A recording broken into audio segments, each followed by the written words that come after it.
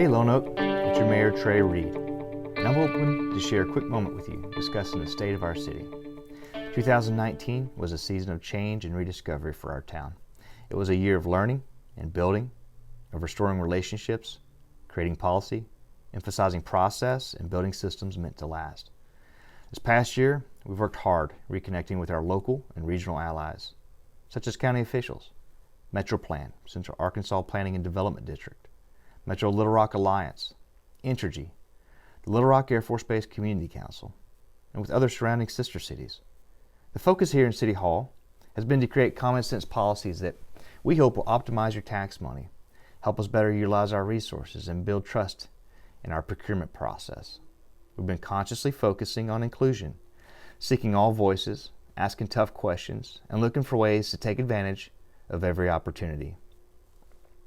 Old committees have been reinstated with new faces. They've been given purpose and authority to provide recommendations to City Council on behalf of the public. Another major focus over this past year has been on building systems that will provide a lasting benefit to the community.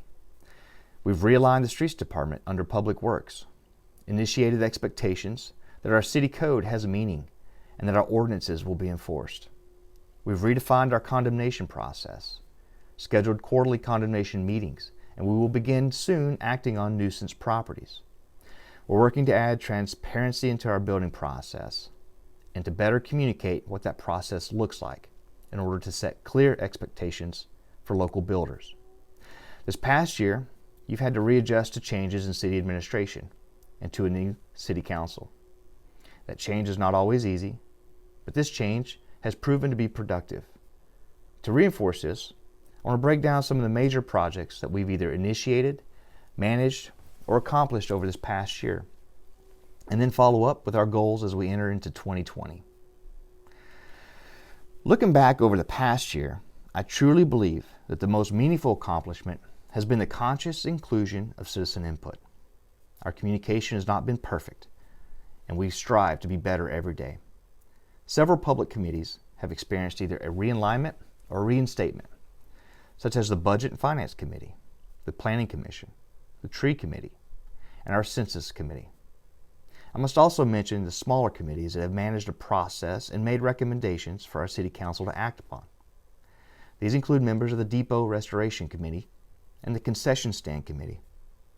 It's equally important that we acknowledge the talent and the selfless dedication of all those volunteers that are serving on the Lone Oak 2022 action teams, because without citizen engagement, nothing that we do in Lone Oak will be sustainable. Next, I want to talk about the $20 million bond that was successfully passed under Mayor McGee's administration by the community, the purpose of upgrading our water sewer infrastructure and for supporting our police and fire departments. Project construction started spring of last year and should near completion in the middle of 2021. Once complete, approximately 75% of our city will have received either a new water line, a new sewer main, or both. Now, because of this, our road system has taken a big hit. We understand it, and we know that folks aren't happy with our roads in their current condition. Rightfully so, and because of this, your Budget and Finance Committee has made a recommendation to allocate a portion of the bond funds to overlay those roads most affected by this project. Now, I'm happy to say that at January City Council, the Council voted to accept those recommendations. This portion of the project will be planned 12 months after the completion of the water and sewer line upgrades. What this means is that there will be a delay between project completion and the time in which our roads are fully repaired. Now, the reason for this is because of the 1-year warranty that we have on the water and sewer installation. And in order to protect the integrity of a new street, we've chosen to delay the street overlays until that warranty has expired. This will require patience from the community and an understanding that our roads will not be forgotten. This does not mean that our roads will be left open and exposed. The contractors are obligated to repair all road cuts with either like or better materials. Each repair must be inspected satisfactory before they are accepted as approved. Even on these repairs, we have a 12-month warranty, and I'd like your help keeping us informed on unsatisfactory repairs to our roads. Now, through last year's budget approval process, we were able to increase our police budget by approximately 11%, simply by reallocating revenue from county tax. This provided the much-needed flexibility to purchase new radars, police vehicles, speed limit awareness signs, and a new drug dog named Leia. Now, to all those in the community that helped offset the cost of our new canine, thank you. She's healthy, and she's proven to be an asset in our local fight against drugs. To every AT&T customer in our community, we know you're frustrated with the service, but there's good news. Now, this past September, our City Council successfully negotiated a favorable contract that allows AT&T to erect a 100-foot tower in the heart of our downtown. This construction should begin mid-year and will increase cellular capacity and emergency response capabilities, as well as provide a long-term source of additional revenue for the city. You may have noticed that construction on our Safe Pathways to School sidewalk project has recently been initiated, the first phase of which should be completed by the end of February. This will provide a safe space for our kids traveling down Lincoln, College, Academy, South Center, and East Palm Streets. We've requested a grant to extend the Lincoln Street sidewalk south between Palm and Woodlawn, and we're currently waiting to hear back from MetroPlan on the approval of that grant. The old ballpark concessions building has been torn down. It was outdated, out of code, and it was underserving our community. Construction is underway on a more modern building with a target completion date of April the 1st. It'll house a brand new kitchen, all new restrooms, and a conference room, providing the flexibility for our city to host league meetings and encourage sport authorities from around the state to host their competitions right here in Lone Oak. If you're a community center member, you may have noticed that the floor in our aquatics facility has recently been updated with a more modern epoxy resin. This turned an old porous and slick surface into a much safer walking area around our pool by adding grip, and at the same time, it enhanced the aesthetics of our facility. Over the past summer, we partnered with Mississippi State University in becoming the subject of study for their GIS data course. Students focused on connecting our city parks, identifying challenges to drainage, downtown placemaking, and wayfinding throughout the city. The students received real-world experience by visiting and interacting with members of our community. We, in turn, receive information, data points, and quality of life concepts that can be used to support grants and our future planning process. Members of Lone Oak 2022 have hit their stride, and they're consistently proving the importance of volunteerism within a community that's looking to break out of a cycle. And thanks to them, our town's had the privilege of hosting the Wampu Rodeo, outdoor movie nights free to the public, initiated a very successful Yard of the Month program, and increased the number of concrete planters in our historic downtown district. And they're also striving to ensure that we maintain a competitive edge towards becoming a Main Street Arkansas community. Historically, the city spends about $225,000 every year on energy. Now, right now, we're working to reduce that. We're partnering with an energy performance contractor who can deep dive into our energy consumption and provide us with ways to reduce our footprint and offset remaining costs with a solar technology project. Last, and most definitely not least, I can think of few issues more important than drainage. So this past year, I have collected stories, I've taken photographs, drawn maps, connected with experts throughout the county and surrounding areas in hopes of better understanding the real issues that we're facing. Now, the city bears responsibility for ensuring that water is carried away from town by keeping our major thoroughfares clean and by ensuring that new development adheres to all planning codes. But it's not enough. There are many challenges that we face outside of our city limits.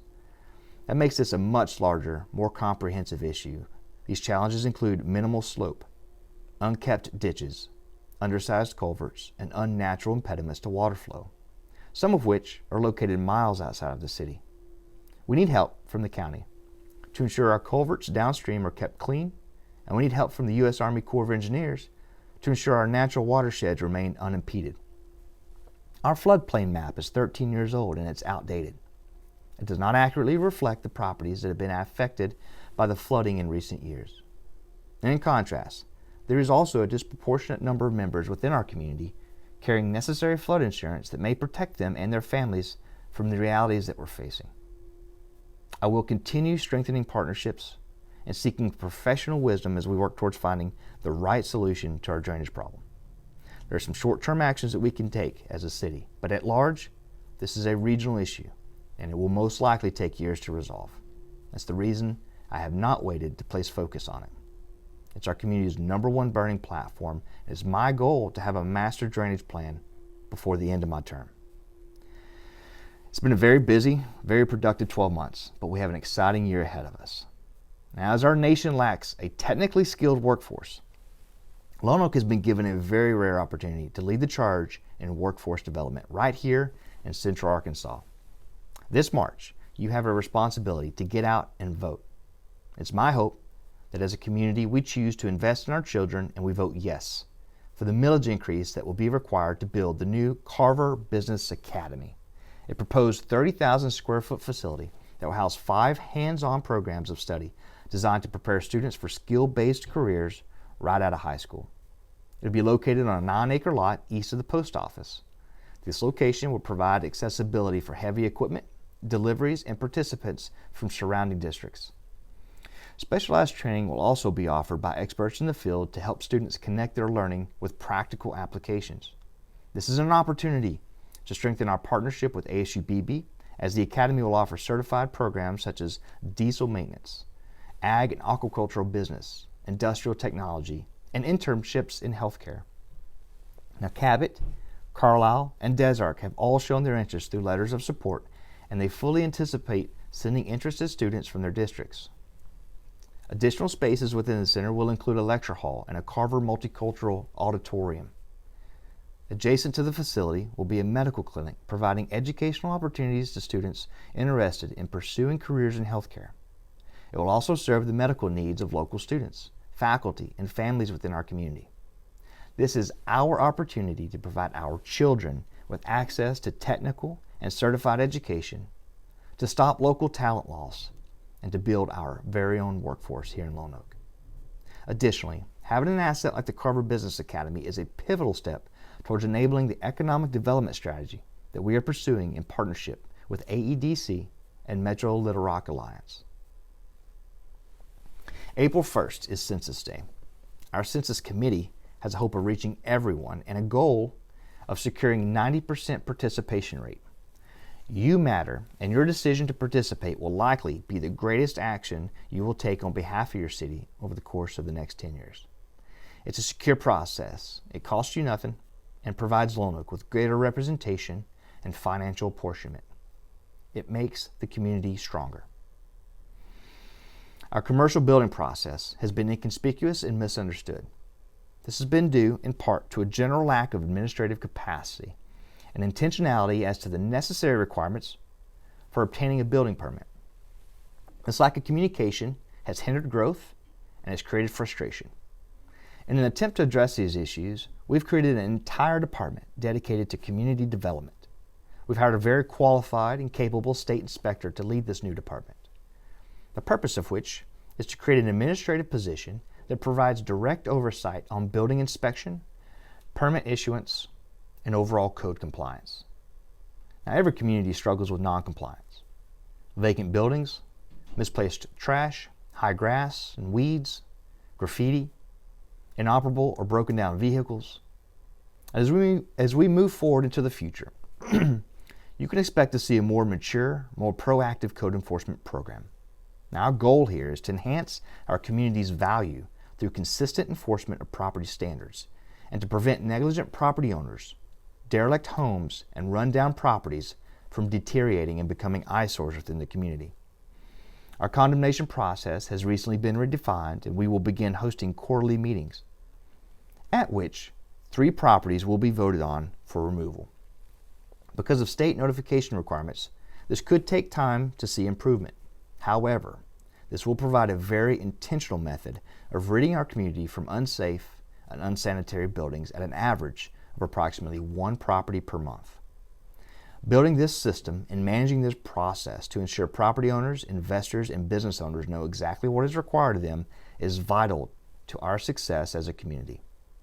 A well-communicated building process will encourage growth, and a healthy code enforcement program will provide the first line of defense against decline by ensuring that these issues are managed in a responsible preemptive, and a personal way. Our Community Development Department and the members of the Planning Commission are focused on refining this process and ensuring that we enable unbiased growth without sacrificing standards.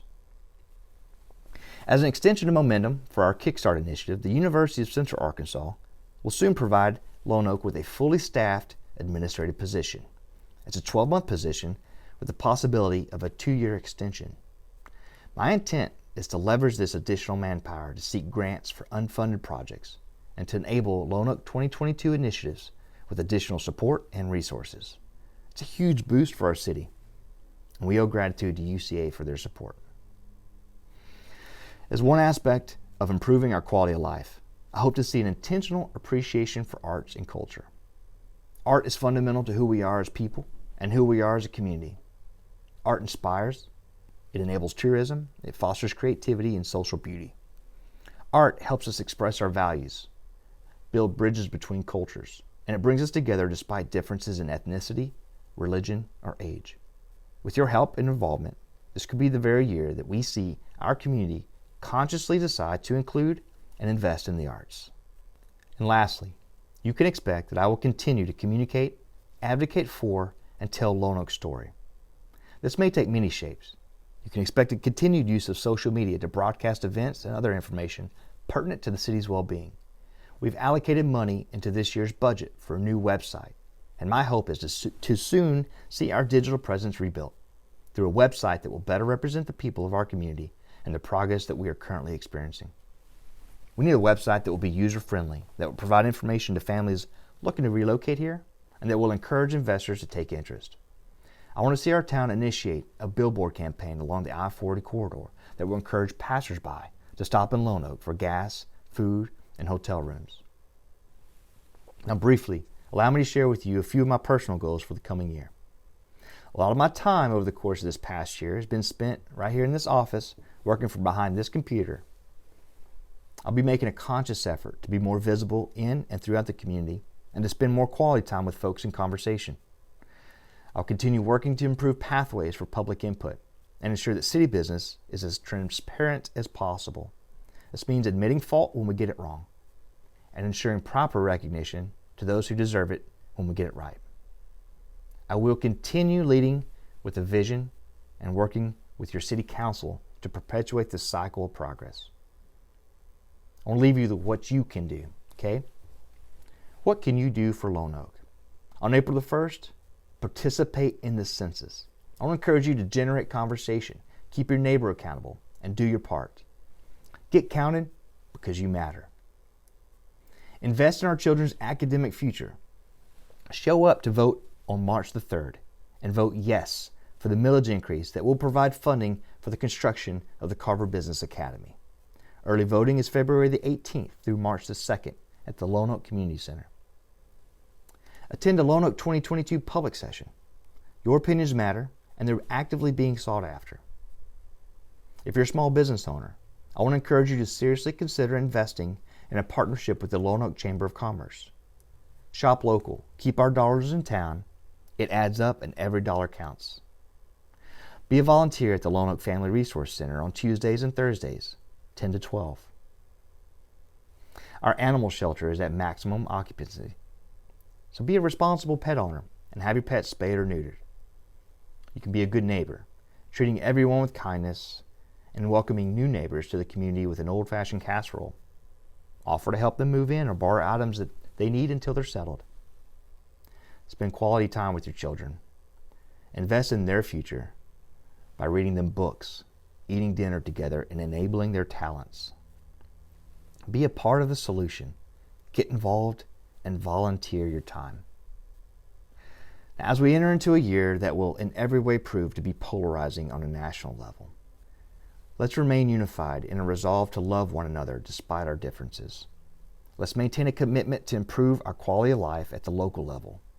Let's remain dedicated to the purpose of providing opportunities for our children and for future generations. Because together, I believe that we have the power to do this. Thank you for your time and for allowing me the honor of leading this community another year. And I look forward to connecting with each and every one of you in pursuit of a better life in Lone Oak.